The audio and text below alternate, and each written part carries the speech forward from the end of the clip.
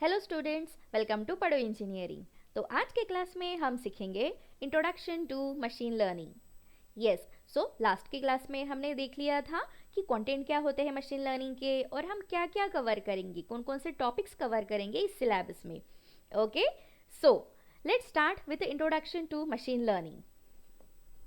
सो previous class में हमने already सीख लिया था कि मशीन लर्निंग क्या होता है। Okay, so let's start.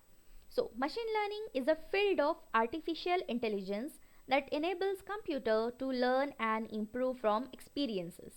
Okay, so कुछ algorithms हम use करते हैं यहाँ पे so that जो given data है, input data, उसी को हम predict करेंगे as a output.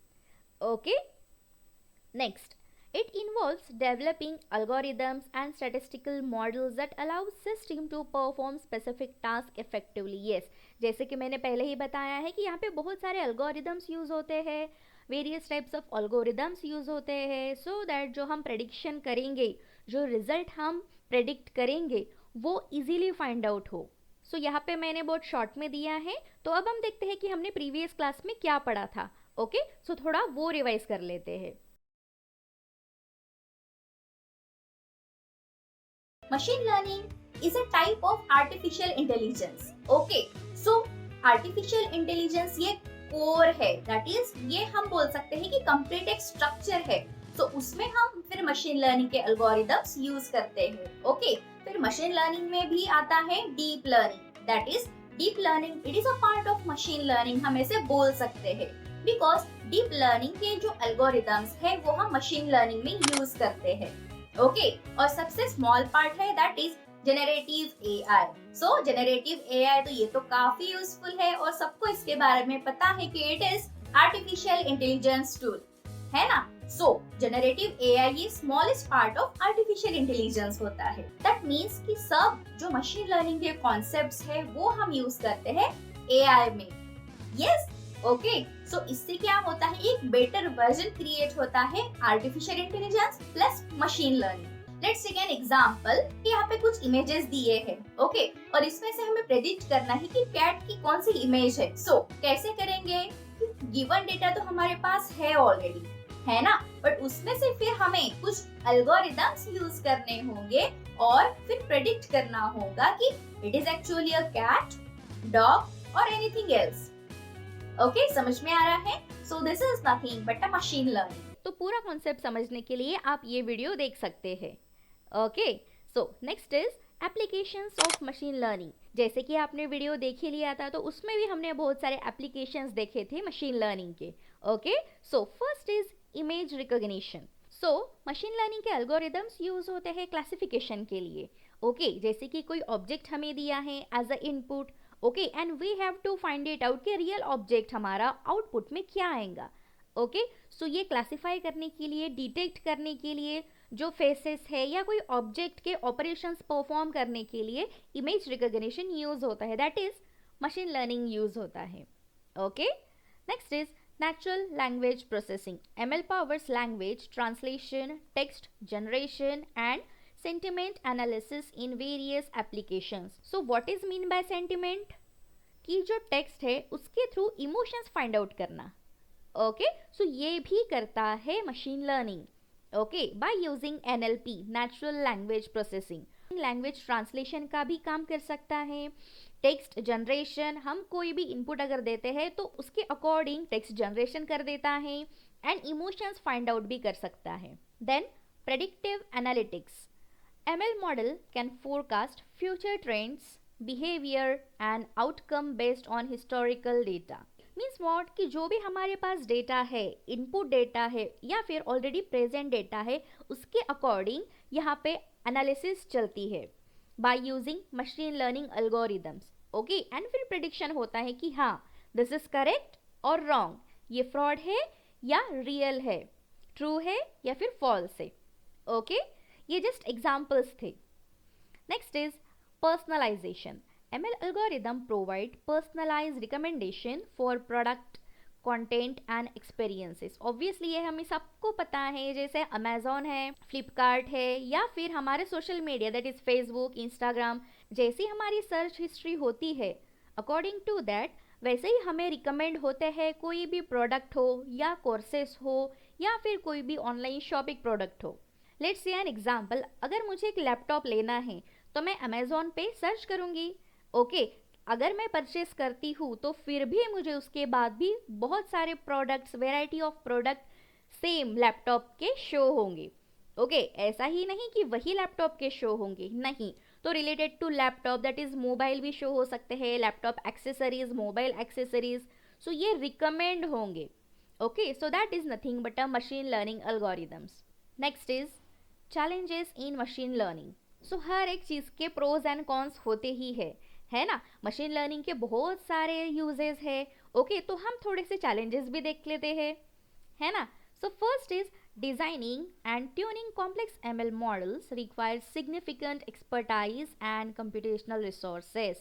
Okay, so कोई भी मशीन लर्निंग के अल्गोरिदम्स यूज नहीं कर सकता है। जिसको एक्सपीरियंस है, जिसको नॉलेज है वो चीज़ का, वही ML algorithms यूज कर सकता है।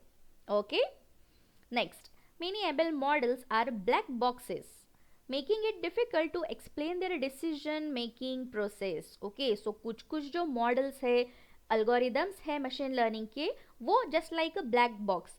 Now what is black box? Black box, एक इमेजिन करो कि एक बॉक्स है जो कि ट्रांसपेरेंट नहीं है, उसके अंदर क्या है ये हमें नहीं पता है ना। सो सेम थिंग यहाँ पे भी अप्लाई होती है कि अल्गोरिदम में क्या डिसीजन ले रहे हैं, हमें नहीं पता चलता है कि अंदर क्या हो रहा है, क्या डिसीजन ले रहे हैं, कौन सी प्रोसेस चल रही है, कौन सा प्रोसीजर फॉलो हो रहा है ना। So that is nothing but a black box. So ये थोड़ा कॉम्प्लिकेटेड हो जाता है, कॉम्प्लेक्स हो जाता है इमेजिन करना कि कौन सी प्रोसेस स्टार्ट हो रही है। Okay, next is developing and training complex model can be computationally expensive and time consuming। अगर हमें मॉडल क्रिएट करना हो, कोई भी मॉडल डेवलप करना हो जो कॉम्प्लेक्स है, तो उसके लिए थोड़ा हमें टाइम ज़्यादा लगेगा और थोड़ा एक्सपेंसिव होता है।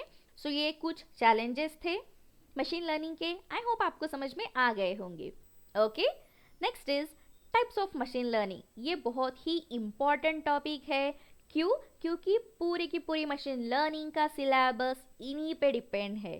Okay, so first is supervise learning, second is unsupervised and third is reinforcement learning. So first is supervise learning, देख लेते हैं हम क्या होता है। Okay, so the algorithm is train on a labelled data to predict output for a new unseen data. Okay, so आप इतना ध्यान में रख लीजिए कि सुपरवाइज मीन्स व्हाट, कि लेबल्ड डेटा हमारे पास होता है। लेबल्ड मीन्स हमें पता है कि डेटा कैसा है, कौन सा है, क्या है। ओके, सो उसके हिसाब से हमें आउटपुट जनरेट होगा, हम प्रेडिक्ट करेंगे। Okay, so that is supervised learning. Okay, next is unsupervised. So unsupervised ये उल्टा होगा सुपरवाइज के ऑब्वियसली, है ना। तो इसमें लेबल्ड डेटा नहीं होगा, है ना। देखिए, the algorithm finds hidden pattern and grouping in data without any predetermined labels। Okay, यहाँ पे हमें रॉ डेटा दिया जाएगा, यहाँ पर बहुत सारे हिडन पैटर्न्स होंगे, ग्रुपिंग होंगे, जिसमें से हमें फाइंड आउट करना होगा एंड प्रेडिक्शन करना होता है। Third is reinforcement learning। The algorithm learns by interacting with an environment, receiving rewards or penalties for actions। Means what? Let's say an example, जैसे हम बोल सकते हैं कस्टमर है, ओके, एंड एक शॉपकीपर है। ओके, सो कस्टमर ने एक रिक्वेस्ट भेजी है कुछ प्रोडक्ट के लिए, है ना। तो फिर शॉपकीपर जो है उन्होंने वो फुलफिल कर दी, है ना। फिर वो सेंड कर दी कस्टमर को। सो इसमें क्या हो रहा है कि कस्टमर की रिक्वायरमेंट फुलफिल हो रही है, तो शॉपकीपर जो है वो कस्टमर से फीडबैक मांगेगा। सो यही चीज़ सेम यहाँ पर भी अप्लाई होती है। अगर अल्गोरिदम हम रन करते हैं या फिर रन होता है अल्गोरिदम, तो वो कौन से इन्वायरमेंट पे रन हो रहा है। अगर अल्गोरिदम रन होता है तो उसके लिए रिवॉर्ड्स भी जनरेट होते हैं। ओके, अगर कोई भी रूल उसने फॉलो नहीं किया, ओके, सो उसके लिए पेनल्टीज भी यहाँ पे फाइंड आउट होती है, देते हैं for each and every action. So I hope अभी आपको थोड़ी सी आइडिया आ गई होंगी कि सुपरवाइज लर्निंग क्या होती है, अनसुपरवाइज्ड एंड रीइंफोर्समेंट लर्निंग क्या होती है। Okay, so each and every ये टॉपिक है हम नेक्स्ट वीडियोस में देखेंगे। ओके क्योंकि सुपरवाइज लर्निंग पे बहुत सारे क्वेश्चन आते हैं, वैसे ही अनसुपरवाइज्ड एंड रीइंफोर्समेंट में भी क्वेश्चन आते हैं और उनके भी बहुत सारे टाइप्स है, उसमें बहुत सारे अल्गोरिदम्स हम यूज़ करते हैं। तो ये सब हम आने वाले वीडियोस में सीखेंगे। ओके सो बस छोटा सा कॉन्सेप्ट बताना था कि what is supervised, unsupervised and reinforcement. Okay तो ये क्या होता है ये समझ में आ गया होगा। तो सुपरवाइज लर्निंग क्या होती है, उसके टाइप्स क्या हैं, उसमें कौन कौन से अल्गोरिदम्स यूज होते हैं, ये सब हम इस वीडियो में देखेंगे। Okay so stay tune, don't forget to watch this video. Okay so मिलते हैं नेक्स्ट क्लास में। Till there take care, bye bye, happy learning, keep learning.